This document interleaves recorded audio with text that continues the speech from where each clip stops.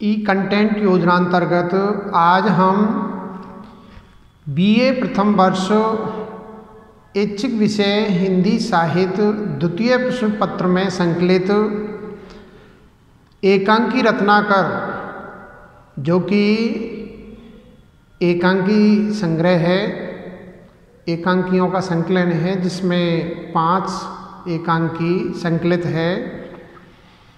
एकांकी रत्नाकर में संकलित जो प्रथम एकांकी है कौमुदी महोत्सव, इसके जो महत्वपूर्ण गद्यांश हैं उनकी चर्चा हम प्रस्तुत वीडियो में करेंगे। मैं एस.एल. बैरवा, सहायक आचार्य हिंदी, राजकीय कन्या महाविद्यालय बयाना, जिला भरतपुर, और जिस कंटेंट की विषय वस्तु की हम चर्चा कर रहे हैं, ये विषय वस्तु महाराजा सूरजमल ब्रज विश्वविद्यालय भरतपुर के कक्षा बीए प्रथम वर्ष ऐच्छिक विषय हिंदी साहित्य के द्वितीय प्रश्न पत्र में सम्मिलित है और पाठ्य पुस्तक का नाम है एकांकी रत्नाकर, जिसमें हिंदी की चुनिंदा प्रमुख 5 एकांकी है, जिसमें से हम आज कौमुदी महोत्सव है उसकी चर्चा कर रहे हैं। तो बीए प्रथम वर्ष की प्रिय छात्राओं, प्रस्तुत वीडियो को ध्यान से देखें, इसको सुनें, इसका विवेचन विश्लेषण करें और तत्पश्चात इसको लाइक करें, कमेंट करें और सब्सक्राइब करने में लापरवाही ना बरतें। तो पिछले वीडियो में हमने कौमुदी महोत्सव एकांकी के जो लेखक हैं, एकांकीकार है, इसके रचयिता है डॉक्टर रामकुमार वर्मा का व्यक्तित्व और कृतित्व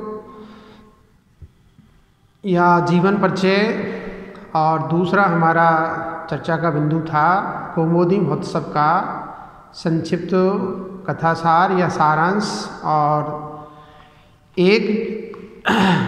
दो जो प्रमुख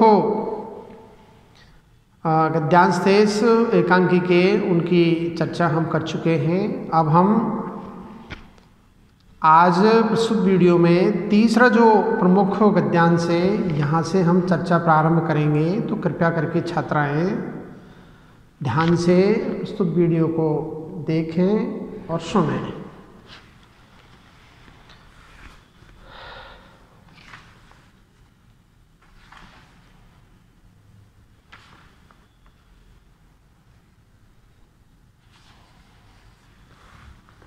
तो हमारा जो अगला जो प्रमुख गद्यांश है, जो व्याख्या की दृष्टि से या परीक्षा की दृष्टि से महत्वपूर्ण है, उसके बारे में चर्चा को आगे बढ़ाते हैं। तीसरा जो गद्यांश है, देखी किंतु इस उत्साह के बीच ऐसे कंठ भी हो सकते हैं जिनमें व्यंग और परिहास की ध्वनि हो। नंद के प्रति राजभक्ति अभी निष्प्राण नहीं हुई है, हरी घास में कुश और कंटक भी होंगे। तो ये लघु गद्यांश है, छोटा गद्यांश है, लेकिन इसके भाव बहुत गहरे हैं। इस गद्यांश का हम व्याख्या के जो 4 सोपान हैं उसके आधार पर इसका विवेचन विश्लेषण करते हैं। तो पहले हम इसका संदर्भ देखते हैं। प्रस्तुत गद्यांश या गद्य पंक्तियाँ हमारी पाठ्य पुस्तक एकांकी रत्नाकर में संकलित डॉक्टर रामकुमार वर्मा द्वारा रचित या लिखित एकांकी कौमुदी महोत्सव से उद्धृत है या अवतरित है। प्रस्तुत गद्यांश का अब हम प्रसंग देखते हैं कि प्रस्तुत गद्यांश में या गद्यावतरण में एकांकीकार क्या कहना चाहता है, उस बात को देखते हैं। प्रस्तुत गद्यांश में एकांकीकार ने, या यूँ कहें कि प्रस्तुत गद्यांश में वसुगुप्त ने यशोवर्मन से कहा कि नंद वंश का विनाश होने से कुसुमपुर की जनता के बारे में आशंका करने, भय मानने का आधार ही नहीं रह गया है। तब यशोवर्मन कहता है, तब वो जवाब देता है कि अभी भी क्या है, भय के बादल छाए हुए हैं, वो तिरोहित नहीं हुए हैं। इस बात को यशोवर्मन कहता है। अब हम विस्तार से अगला जो व्याख्या का सोपान है, तीसरा भावार्थ है या सरल अर्थ है, उसमें देखते हैं। प्रस्तुत गद्यांश में वसुगुप्त के यह कहने पर कि यवन, शक आदि राजाओं के साथ कुसुमपुर में महाराज चंद्रगुप्त के प्रवेश करने पर वहाँ की जनता ने उनका जोरदार स्वागत कर अपने उत्साह का प्रमाण दे दिया है कि चंद्रगुप्त मौर्य के लिए कुसुमपुर की जनता बेहद उत्साहित है। यशोवर्मन कहता है कि वह तो ठीक है, भाई ये बात तो ठीक है, जनता में उत्साह की सरिता उमड़ती देखी है, फिर भी उत्साह दिखाने वाले लोगों के बीच, उत्साह प्रकट करने वाले लोगों के बीच ऐसे व्यक्ति भी हो सकते हैं। चंद्रगुप्त के प्रवेश पर व्यंग करते हो, उसका उपहास मखौल उड़ाते हो। बात यह है कि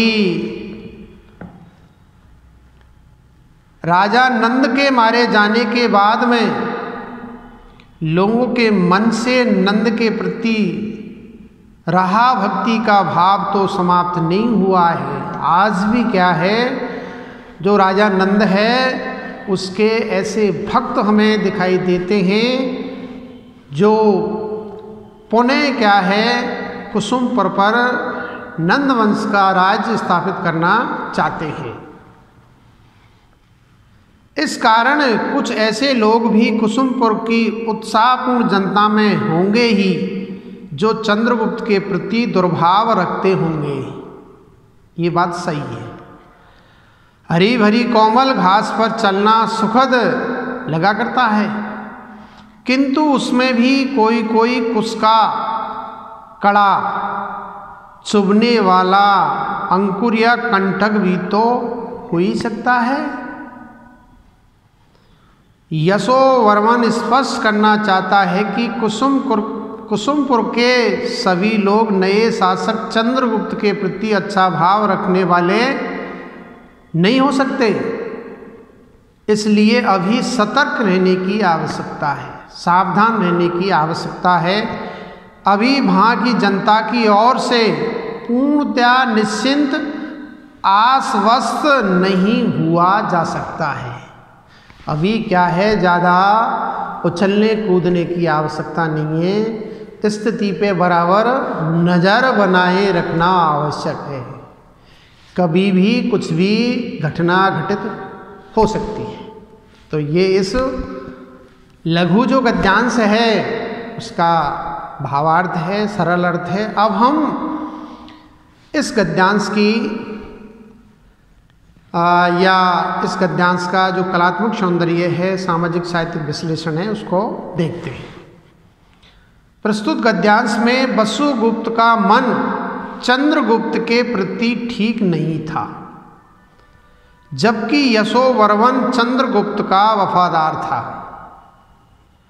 दोनों की बातों से उनके मन के भावों की झलक मिलती है और वर्णन में सांकेतिकता, प्रतीकात्मकता, लाक्षणिकता है, चित्रात्मकता है, संवादों में त्वरा की विशेषता है और प्रस्तुत गद्यांश की भाषा शैली सहज सरल सुबोध लेखक या एकांकीकार के भाव और विचारों को अभिव्यक्त करने में पूर्ण रूप से सक्षम और समर्थ है।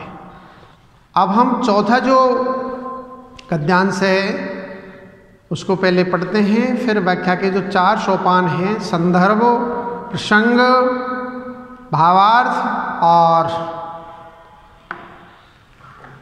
कलात्मक सौंदर्य पीछे बोर्ड पे भी मैंने डिस्प्ले कर दिए हैं। व्याख्या के 4 सोपान, संदर्भ, प्रसंग, भावार्थ, कलात्मक सौंदर्य या सामाजिक साहित्यिक विश्लेषण।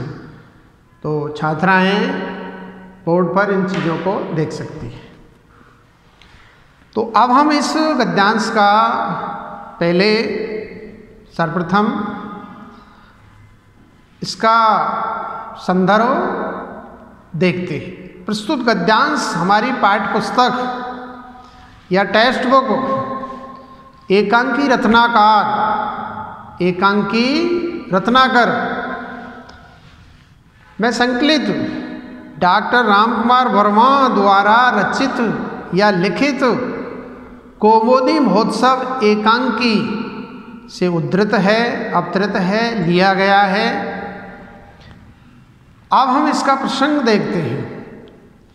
प्रस्तुत गद्यांश में यशोवर्मन ने वसुगुप्त से कहा कि शासन व्यवस्था के बारे में आचार्य चाणक्य से अधिक कौन जानता है, क्योंकि चाणक्य राजनीति के कूटनीतिज्ञ है, डिप्लोमेटिक है। वसुगुप्त ने कहा, तो क्या चंद्रगुप्त के पास बाहुबली ही है? तब यशोवर्मन कह रहा है, क्या कह रहा है? व्याख्या का अगला सोपान भावार्थ है, उसमें हम देखते हैं। प्रस्तुत गद्यांश में यशोवर्मन कहता है कि चंद्रगुप्त ने नंद का शासन समाप्त करने में अपने बाहुबल का परिचय दिया है, और धनबल और बाहुबल ये दोनों का होना आवश्यक है, तभी जाकर के दुश्मन को वश में किया जा सकता है। बाहुबल का परिचय दिया है और चाणक्य ने नीति का निर्धारण किया है। इस प्रकार चाणक्य की नीति और चंद्रगुप्त के बाहुबल से ही विलासी नंद का शासन समाप्त किया जा सका है। बड़ी मुश्किल से क्या है, नंद वंश को उखाड़ फेंकने में चंद्रगुप्त मौर्य को बड़ी मुश्किल से सफलता मिली है। नंद वंश की विलासता रूपी संध्या चंद्रगुप्त के यश की चांदनी में ठहर नहीं सकी।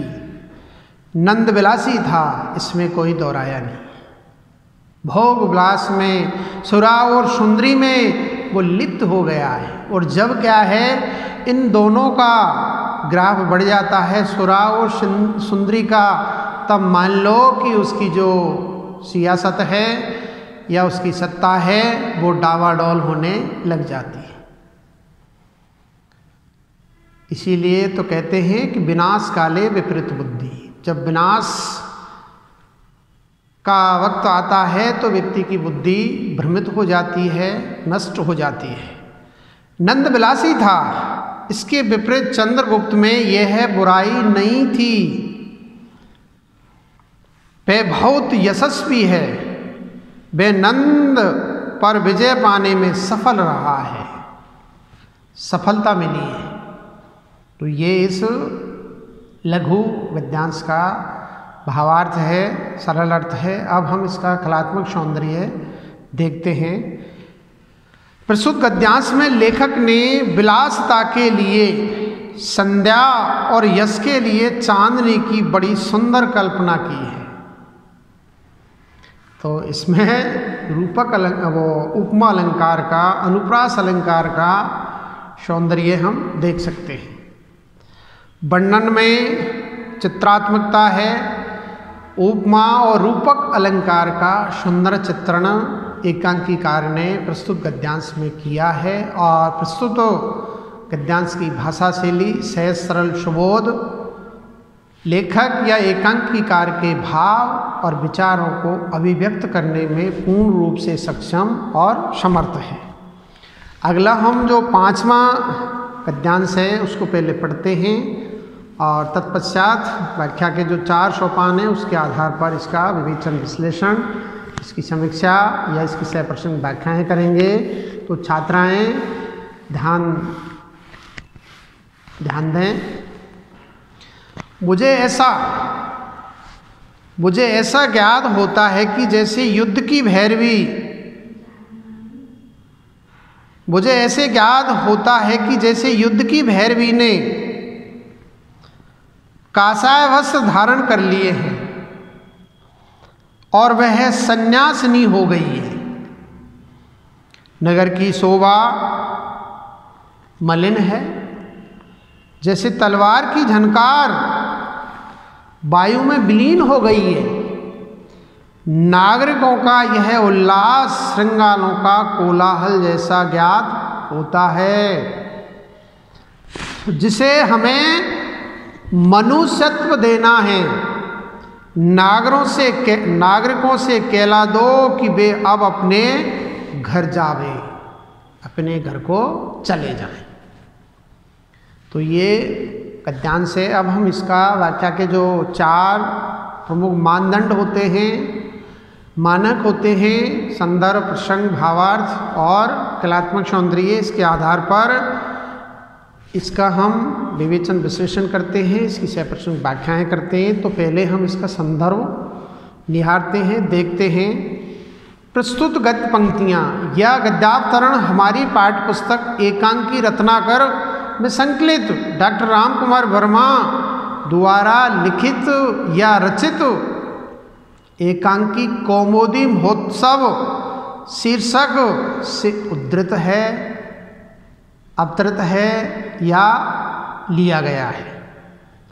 अब हम इसका प्रसंग निहारते हैं, देखते हैं। प्रस्तुत गद्यांश में चंद्रगुप्त के सिंह द्वार में प्रवेश करने की द्वारिक का मतलब है द्वारपाल द्वारा सूचना दिए जाने पर वसुगुप्त और यशोवर्मन चंद्रगुप्त के बारे में बातें करते हैं। आपस में वो संवाद करते हैं, डिस्कस करते हैं। फिर पुष्पदंत के साथ सम्राट आते हैं। पुष्पदंत के साथ सम्राट का प्रवेश होता है। चंद्रगुप्त वसुगुप्त से कह रहे हैं। अब चंद्रगुप्त क्या कह रहे हैं, आगे हम व्याख्या का जो 3रा सोपान है भावार्थ, उसमें चर्चा करते हैं क्या वो कह रहे हैं। प्रस्तुत गद्यांश में चंद्रगुप्त ने वसुगुप्त से कहा कि मैंने कुसुमपुर का वैभव देखा है। कुसुमपुर की जो विलास है, वैभवता है, उसको मैंने नज़दीक से निहारा है, देखा है। उसे देखकर मुझे ऐसा लगता है कि युद्ध की देवी भैरवी ने गेरुआ वस्त्र धारण कर लिए हैं। युद्ध की देवी भैरवी काली, उसने गेरुआ वस्त्रों को धारण कर लिया है। अब उसे युद्ध में रुचि नहीं रही है, वह सन्यासिनी हो गई है, सन्यास को धारण कर लिया है।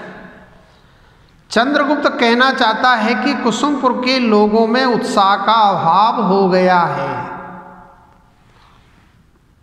नगर में पहले की तरह शोभा भी नहीं रह गई है। नगर की शोभा उसी प्रकार कम हो गई है जिस प्रकार की तलवार की झनकार थोड़ी देर बाद वायु में मिलकर लुप्त हो जाती है। नागरिकों में जो उल्लास है वह वीर व्यक्तियों का सा उल्लास नहीं। वीरता, ओजस्ता, तेज है, उमंग है, उत्साह है, वो देखने को नहीं मिलता है। उसके स्थान पर गीदड़ों का सा कोलाहल है। आवश्यकता इस बात की है कि नागरिकों का भय दूर कर उनमें मानवता की भावना भरी जाए, उनको जिंदा दिल किया जाए। चंद्रगुप्त ने वसुगुप्त से आगे कहा कि अब तो तुम नागरिकों को सूचना दिलवा दो कि वे अपने घर जाएं, घर को चले जाएं। तो ये इस गद्यांश का भावार्थ है। अब हम इसका कलात्मक सौंदर्य या सामाजिक साहित्यिक विश्लेषण है उसको देखते हैं। प्रस्तुत गद्यांश में लेखक ने नंद के या नंद वंश के समाप्त होने के बाद की कुसुमपुर के लोगों की मानसिक स्थिति का एवं उनमें आए उत्साह के अभाव का चित्रण किया गया है तथा नागरिकों की स्थिति को स्पष्ट करके लेखक ने युद्ध की भैरवी देवी द्वारा संन्यास लिए जाने, श्रृंगालों के कोलाहल, श्रृंगाल मानी गीदड़ के कोलाहल शब्दों का प्रयोग कर अपनी सुंदर कल्पना का परिचय दिया है। और प्रस्तुत गद्यांश की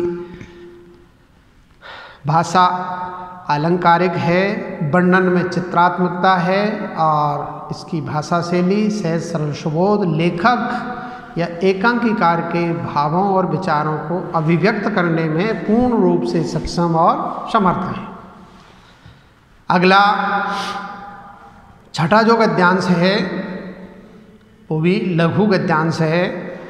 संभव है आर्य चाणक्य की नीति ने कुसुमपुर की राजनीति में ऐसे चक्रव्यूह की रचना की है जिससे अराजकता का पथ मृत्यु दीवार पर जाकर समाप्त होता है और मृत्यु दीवार की नींव में जानते हो क्या है? समस्त नंदवंश चिर निद्रा में शयन कर रहा है, सो गया है। अब हम इन चंद पंक्तियों का इस लघु गद्यांश का व्याख्या के 4 सोपानों के आधार पर इसकी 100% व्याख्याएं करते हैं। तो पहला संदर्भ, प्रस्तुत गद्यांश हमारी पाठ्य पुस्तक एकांकी रत्नाकर में संकलित डॉक्टर राम कुमार वर्मा द्वारा लिखित या रचित एकांकी कौमुदी महोत्सव से अवतरित है। अब हम इसका प्रसंग देखते हैं। प्रस्तुत गद्यांश में लेखक ने सिंह द्वार में प्रवेश करते समय चंद्रगुप्त के स्वागत के लिए कुसुमपुर के लोगों ने इकट्ठा होकर जय जयकार किया था कि जय हो सम्राट की जय हो। चंद्रगुप्त को वे लोग किस प्रकार उमंग और उत्साह से रहित दिखाई दिए। वो उत्साह, वो उमंग, वो ताजगी उनमें नहीं थी। उसके बारे में चंद्रगुप्त ने यशोवर्मन से कहा था। यशोवर्मन ने उनके सुधर जाने का विश्वास दिलाया था। तब चंद्रगुप्त कह रहा है, क्या कह रहा है? व्याख्या का जो अगला सोपान है भावार्थ, उसमें हम देखते हैं। तो प्रस्तुत गद्यांश में चंद्रगुप्त ने यशोवर्मन से कहा कि तुम जो कह रहे हो सकता है वैसा परिवर्तन जनता में आ जाए। आगे चंद्रगुप्त ने आचार्य चाणक्य की नीति को स्पष्ट करते हुए कहा कि आर्य चाणक्य ने कुसुमपुर के लिए एक विशेष नीति अपनाई है। जिस प्रकार युद्ध में कौरवों ने पांडवों के लिए चक्रव्यूह की रचना की थी, चक्रव्यूह षड्यंत्र की रचना की थी, उसी प्रकार चाणक्य ने कुसुमपुर में राजनीति करने वालों के लिए एक विशेष नीति अपनाई है जिसमें अराजकता, अव्यवस्था फैलाने वालों के लिए मृत्युदंड देने का प्रावधान किया गया है। और मिलना चाहिए, ये स्वाभाविक है, जैसा करेगा वैसा भरेगा। अराजकता के पथ पर चलने वालों को मृत्यु की दीवार का सामना करना पड़ेगा, अर्थात उन्हें मृत्युदंड दिया जाएगा। ये व्यवस्था कर दी गई है। उन्हें भी उसी प्रकार मृत्युदंड दिया जाएगा जिस प्रकार पहले सारे नंद वंश को समाप्त कर दिया गया था। अब हम इस गद्यांश का कलात्मक सौंदर्य देखते हैं। प्रस्तुत या उक्त गद्यांश में चंद्रगुप्त कुसुमपुर की जनता के मन का भय तो दूर करना चाहता था, साथ ही अराजकता फैलाने वालों के प्रति वह कठोर रुख अपनाना चाहता है। इसी की यहाँ व्यंजना की गई है। इस गद्यांश में उसी बात का चित्रण किया गया है और वर्णन में लाक्षणिकता, सांकेतिकता और लेखक का भाषा पर असाधारण अधिकार है और प्रस्तुत गद्यांश की भाषा शैली सहज सरल सुबोध लेखक या एकांकीकार के भाव और विचारों को अभिव्यक्त करने में पूर्ण रूप से सशक्त और समर्थ है। अगला 7वां जो गद्यांश है उसको हम पहले पढ़ते हैं, फिर व्याख्या के 4 मानदंडों के आधार पर इसकी सप्रसंग व्याख्याएं करेंगे। मुझे इस बात का दुख है किंतु राजनीतिक कृपाण की धार का मार्ग है। जो व्यक्ति विलासता का बोझ अपने सिर पर रखकर चलता है वह उस कृपाण को निमंत्रण देता है कि वह उसके शरीर के 2 टुकड़े कर दे। मैं आचार्य चाणक्य चक्रव्यूह की मृत्यु दीवार को जीवन का प्रकाश स्तंभ बनाना चाहता हूँ। तो ये गद्यांश है। अब हम इसको व्याख्या के 4 सोपानों के आधार पर इसकी समीक्षा करते हैं, इसका विवेचन विश्लेषण करते हैं, इसकी सप्रसंग व्याख्याएं करते हैं। तो नंबर 1 इसका संदर्भ देखते हैं। प्रस्तुत गद्यांश हमारी पाठ्य पुस्तक एकांकी रत्नाकर में संकलित डॉक्टर रामकुमार वर्मा द्वारा लिखित या रचित एकांकी कौमुदी महोत्सव से उद्धृत है, अवतरित है, लिया गया है। अब हम इसका प्रसंग देखते हैं। प्रस्तुत गद्यांश में यह चंद्रगुप्त का कथन है। वसुगुप्त ने कहा था कि नंदवंश अंतिम समय तक विलासता की प्रवृत्ति अपनाने वाला रहा है। चंद्रगुप्त को विलासता पसंद नहीं थी। विलासी व्यक्तियों के प्रति अपने मन के भाव को व्यक्त करता हुआ वह कह रहा है।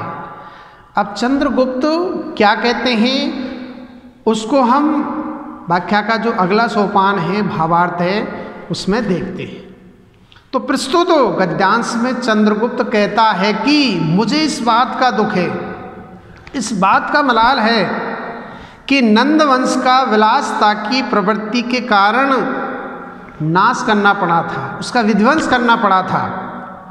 लेकिन विलासता की प्रवृत्ति अच्छी तो है ही नहीं। ये विनाश करवाती है। विलासता व्यक्ति का सत्यानाश करवा देती है। राजनीति करने वालों को बहुत संभल कर चलना चाहिए। ये कार्य तलवार की धार पर चलने जैसा है, बहुत ही कठिन कार्य है। थोड़ी लापरवाही करने से भी राजनीति करने वालों को बहुत हानि उठानी पड़ती है, जरा सी भी, निमित्त मात्र भी। इसमें राजनीति को नहीं आने देना चाहिए और राजनीति करते हैं तो बहुत ही संभल कर करनी चाहिए। जो व्यक्ति विलासी जीवन व्यतीत कर सुख का अनुभव करने में व्यस्त रहते हैं वे तो जैसे तलवार को स्वयं भी अपने शरीर के टुकड़े कर देने के लिए आमंत्रित करते हैं, बुलावा देते हैं। विलासी व्यक्ति का नाश करना सरल हो जाता है, आसानी से क्या है उसको नष्ट किया जा सकता है। आचार्य चाणक्य विलासी व्यक्तियों को मृत्यु के घाट उतार देने के पक्ष में है, किंतु मैं चाहता हूँ कि मैं उन लोगों को सही रास्ता दिखाऊं, उनको उचित मतलब क्या है मार्ग दिखाऊं। मैं उनको विलासता के संभावित खतरों से आगाह अवगत करा देना अच्छा समझता हूँ कि पहले उनको बोध कराना चाहिए कि विलासिता व्यक्ति के लिए अच्छी चीज़ नहीं है। अब हम इस गद्यांश का कलात्मक सौंदर्य सामाजिक साहित्यिक विश्लेषण है उसको देखते हैं। प्रस्तुत गद्यांश में या उक्त गद्यांश में लेखक चंद्रगुप्त के माध्यम से विलासी व्यक्तियों के प्रति अपनाए जाने वाले दृष्टिकोण को प्रस्तुत कर रहा है कि पहले विलासी व्यक्ति को समझाना चाहिए, यदि समझाने से वो नहीं मानता है तो फिर उसको मृत्युदंड दे देना चाहिए। और इसका मैसेज, इसका संदेश पूरी जनता में जाएगा तो जनता क्या है, विलासिता को छोड़ देगी तथा वर्णन में लाक्षणिकता, चित्रात्मकता, अलंकारिकता और रूपक और उपमा अलंकार का बहुत ही सुंदर चित्रण किया गया है। और प्रस्तुत गद्यांश की भाषा शैली सहज सरल सुबोध लेखक या एकांकीकार के भावों और विचारों को अभिव्यक्त करने में पूर्ण रूप से सक्षम और समर्थ है। आज इतना ही, धन्यवाद। और हम अगले वीडियो में चर्चा करेंगे। नमस्कार, धन्यवाद।